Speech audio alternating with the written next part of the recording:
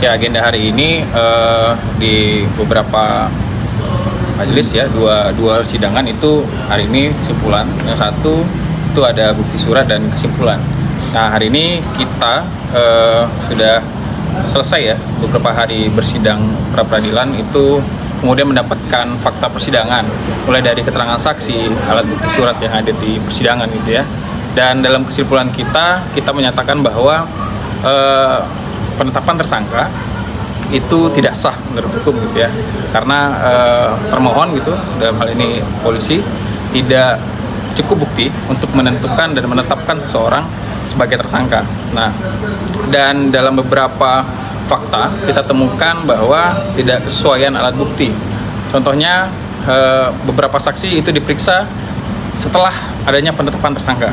Lalu kemudian permintaan bukti visum di hari yang sama tanggal 11, lalu kemudian hasilnya itu sebulan setelah permintaan itu dilakukan. Jadi bukti yang digunakan oleh polisi itu tidak sah menurut hukum. Jadi logikanya adalah menurut ahli kemarin yang kita hadirkan, bahwa polisi menetapkan orang sebagai tersangka dulu, lalu kemudian mencari bukti selanjutnya. Dalam fakta persidangan pra peradilan ini semua terbukti. Dan kemudian itu sudah terbantahkan, bahkan bukti-bukti surat yang dihadirkan oleh termohon, polisi itu kemudian tidak sinkron.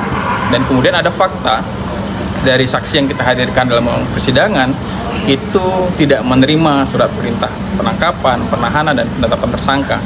Dalam KUHP dan dalam putusan Mahkamah Konstitusi itu wajib sifatnya ditembuskan kepada keluarga. Dan menurut kita proses ini, penyidikan dan kemudian penetapan tersangka ini harusnya batal demi hukum, tidak sah. Agenda terakhir kan putusan di Senin. Bagaimana kita melihat bayangan hasil akhir dari proses pra peradilan? Ya, bagi kita tidak ada alasan bagi hakim pra peradilan gitu ya untuk kemudian menolak permohonan kita, bahwa dengan selama proses pra peradilan berlangsung kita telah berhasil membuktikan bahwa proses penetapan tersangka ini tidak sah gitu ya, tidak melalui proses hukum yang sesuai dengan KUHP maupun putusan Mahkamah Konstitusi.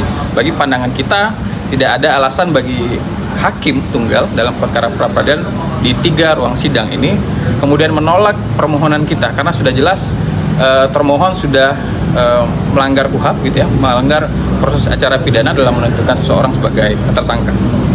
Apabila nantinya putusan ini di luar bayangan kita, ada tindakan lanjutan? Ya, itu saya bilang, kita tim Solidaritas menyatakan bahwa tidak ada alasan bagi hakim gitu ya untuk menolak permohonan kita, karena sudah terang dan benderang alat bukti dan kemudian proses persidangan ini berlangsung. Jadi bagi kita tidak ada opsi lain selain kemudian hakim pra peradilan mengabulkan permohonan pra peradilan untuk 25 permohonan dan 30 tersangka yang kita ajukan ke dalam Pengadilan Negeri Batam. Nah, hari Senin itu putusan pra peradilan untuk 25 permohonan.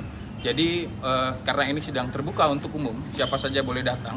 Menurut kita baik jurnalis, baik keluarga tersangka dan seluruh warga yang kemudian bersolidaritas untuk Rempang, bagi saya harus untuk menghadiri putusan pra peradilan ini, karena kemudian itu adalah bentuk solidaritas kita terhadap perjuangan warga Rempang yang mempertahankan hak atas tanah mereka.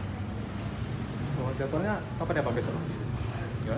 Jadwal besoknya itu jam berapa yang ya, putusan? Putusan pra peradilan itu mulai dari jam 2 dan sampai jam 3 gitu ya dalam jadwal hakim.